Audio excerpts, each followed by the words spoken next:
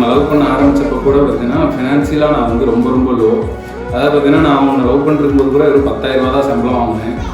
And வந்து அது உனக்கும் தெரியும். இருந்தாலுமே வந்துட்டு எனக்கு காசெல்லாம் வந்து நம்ம எப்போனாலும் சம்பாரிச்சிக்கலாம், எனக்கு வந்து நீ தான் முக்கியம், இந்த உன்னோட கேரக்டர் எனக்கு அவ்வளோ பிடிச்சிருக்குடா அப்படின்னு சொல்லிட்டு எனக்கு நீ அவ்வளோ லவ் பண்ணேன்.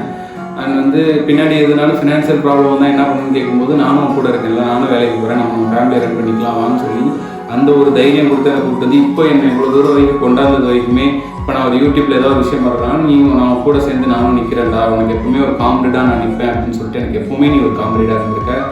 அண்ட் தேங்க்யூ ஃபார் இதுக்கெலாம் நான் வந்து என்ன செய்ய போகிறேன்னு தெரில. என் லைஃப்பில் எல்லாத்துக்குமே நீ சப்போர்ட்டிவாக இருக்க ஒரு பில்லர் மாதிரி. அண்ட் நானும் உனக்கு ஒரு காம்ரேடாக இருக்கணும் அப்படின்னு நான் வந்து நினைக்கிறேன். உன் லைஃப்பில் நீ என்ன அச்சீவ் பண்ணணும்னு நினைக்கிறேன், அதுக்கு நானும் ஒரு காம்ரேடாக இருக்கணும் அப்படின்னு வந்து நான் நினைக்கிறேன். இனிய பிறந்த நாள் நல்வாழ்த்துக்களும்.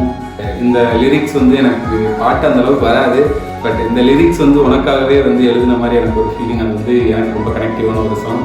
ஸோ அந்த லிரிக் மட்டும் ஒரே ஒரு லைன் மட்டும் பாடுறேன். நல்லா இருக்கா? தெரிஞ்சா இருந்து அட்ஜஸ்ட் பண்ணிக்கோ. அப்படியே ஒரு தடவை கேள்வி நான் பாடுறேன்.